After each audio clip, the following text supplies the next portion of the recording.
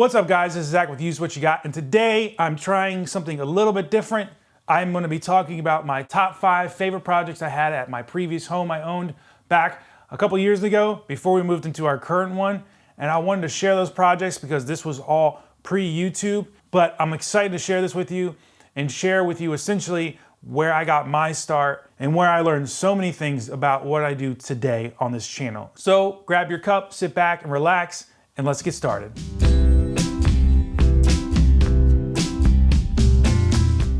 So back in 2015, my wife and I bought a foreclosure, and literally it was in rough shape, and we essentially flipped the entire home. Project number 5, the family room. The first room downstairs was our kind of family room, had our TV, all the kids' toys, that sort of thing. And when we first moved in, the carpet needed to go. There was tile on the cinder block that was on the outside of the home, and there was, old school wood paneling everywhere.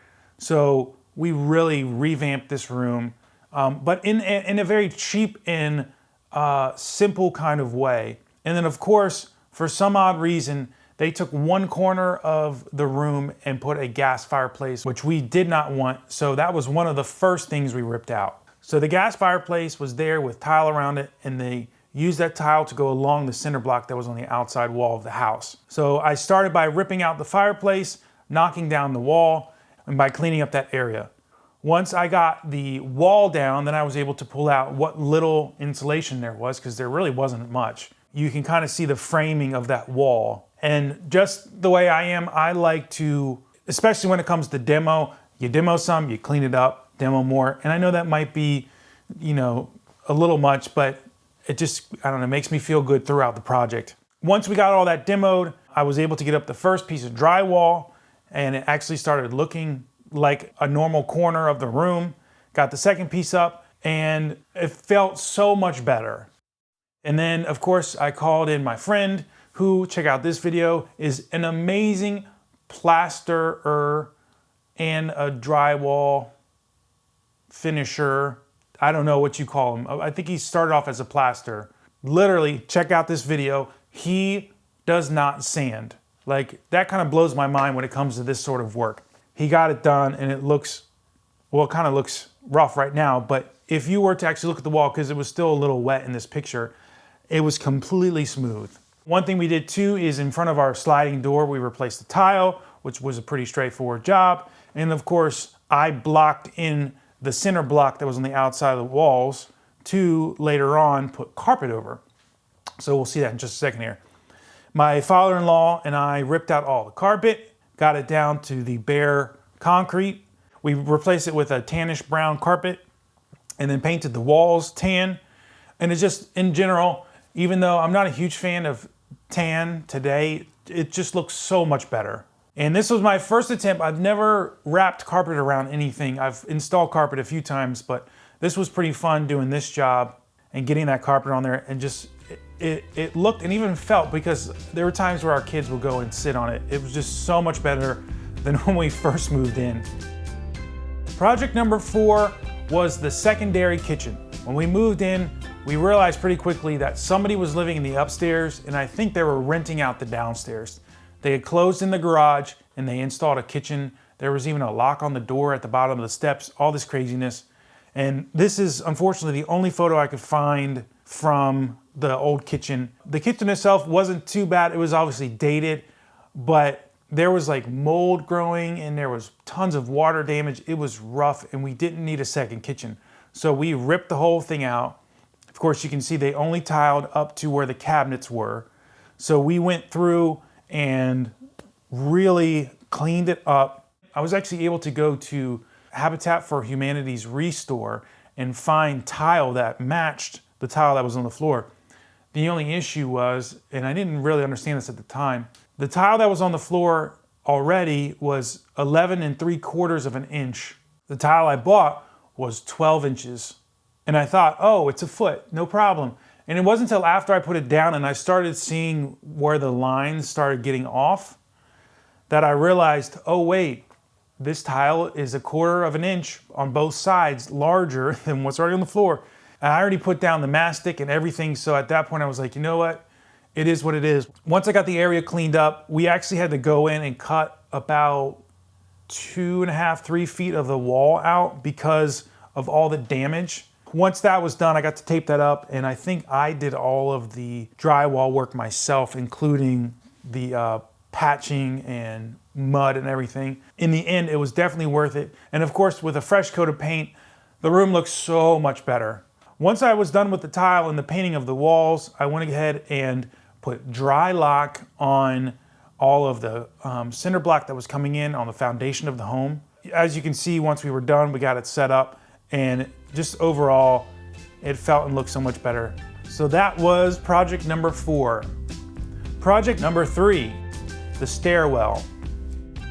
When we moved in, the wood floors on the top floor were in rough shape, including the stairs. So we paid a company to come in and redo the floor upstairs, and then I took care of the stairs themselves.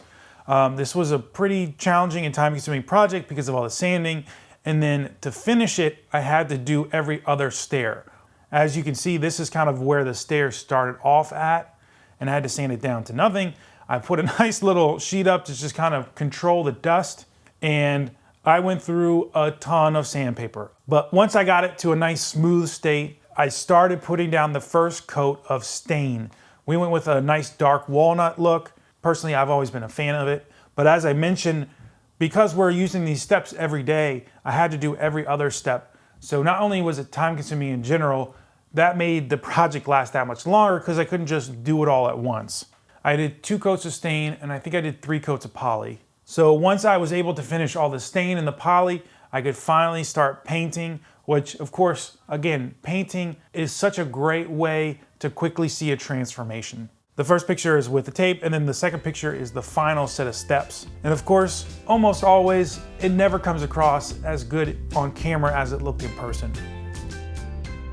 Project number 2, which was one of our biggest projects, but not our biggest. I'm saving that for the last. Project number 2 is the kitchen. So when we first moved in, the kitchen was very, very dated. And as you can see here, there was probably cabinets from the 90s. This oven literally looked like it might have been original to the home. So here's a couple pictures of our kitchen once we were ready to actually do the renovation to it. And this was more of a facelift. We didn't get rid of the cabinets. We used a Rust-Oleum kit, and we just redid essentially the surfaces of everything. This was actually literally the height of COVID.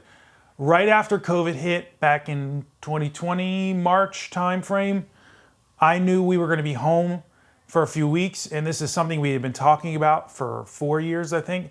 And we were like, you know what? We're going to be home. We're not doing anything else. Let's just knock it out.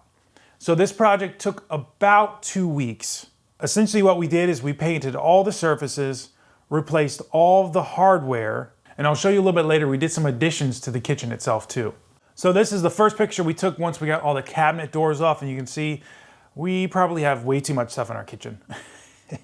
We started off by laying all of the cabinet doors on the floor with a sheet, and we had them ready and prepped for paint. We did do a light sanding and a degreaser, I think, just to get them clean. Remember, this is 4 years ago now, so I don't remember all the details, but I will do my best to share as much as I can remember. And this is what our kitchen looked like for about 2 weeks. So once we got them all cleaned up, then we did the first coat of paint, which was a primer, I believe. And we also started doing that to the cabinets themselves, just the surfaces again. And of course, we did that, I think, 2 or 3 times before we did the final coats of paint. We even had it set up a little bit in our living room. It was a really, really fun project, and I'm really glad we did it because I think, one, it really helped with the sale of our home. It bumped up the value, but also just in general, once we were done, we actually felt much better about our kitchen, and just, it felt more like a kitchen we wanted, even though in the grand scheme of things, nothing had changed other than the color. And so here is the final cabinets painted, ready for the doors to be put back on.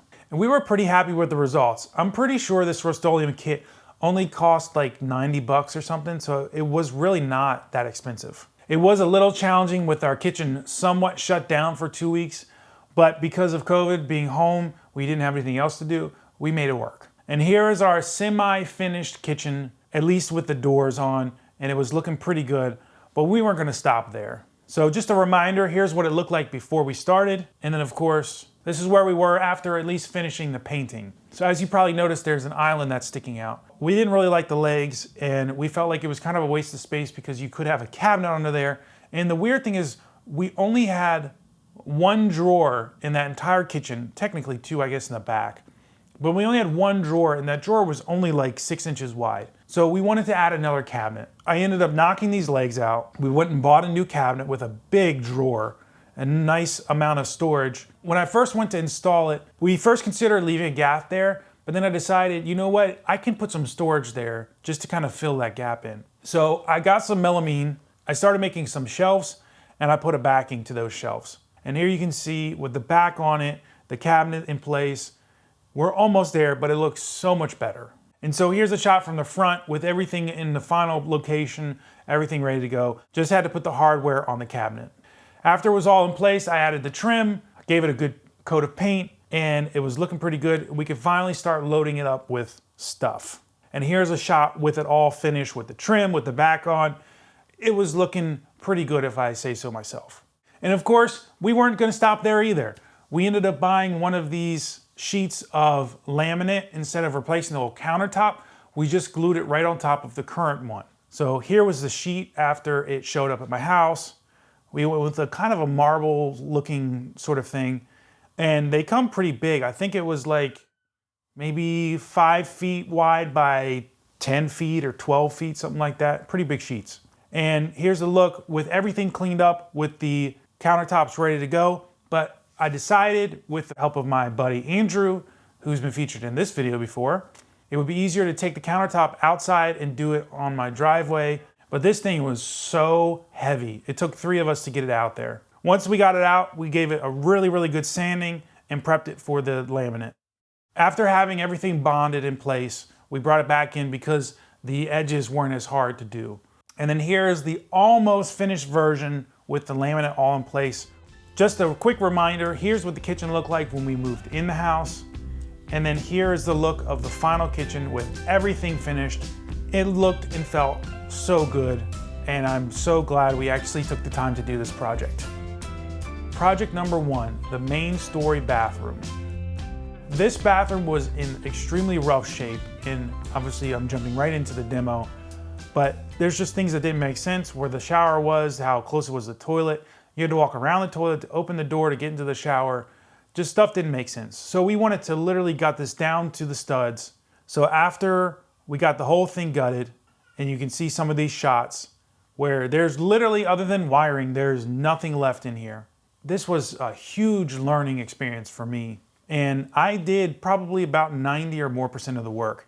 So you can see right into the attic. I mean, we took out everything. So once it was all taken down, then I could rebuild it. We bought a pre-built bath shower combo just to save money. And as I started putting this all in, it started taking shape. It looked really great.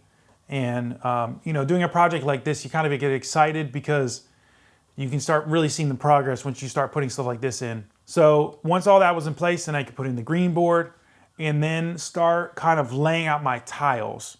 Once I got that in, I was able to start positioning the tiles where they would go. I had only done a little bit of tile in the past, but this was a great small project for me to do. So I finally got all that in, got it in place, and then I was able to start the grout. And of course, seeing it when it's all finished, it always feels so good. So once the grout was done, we got in all the rest of the drywall. Of course, I had my buddy come in and do all of the mudding, the plaster, and again, he's amazing. If you're curious to hear more about him, check out this video right here. So once we got all that in, I was able to bring in the medicine cabinet, which was recessed in the wall, which is kind of nice, I think, as well as the cabinet on the floor, brought in the toilet, everything, and kind of had it all finished up, and it was looking great. Again, it's one of those projects where even though it took so long, it was so nice to have finished. Very thankful for the opportunity. So those are the big projects I did at my previous home. I hope you enjoyed it. These projects are memories that we will always have, that we can always look back on, and just for me, I can think like, yeah, I've done that. I got a chance to do that, and I really made an impact on this old home we lived in before we sold it. So I hope you enjoyed it. Don't forget to use what you got, and I will see you guys in the next video.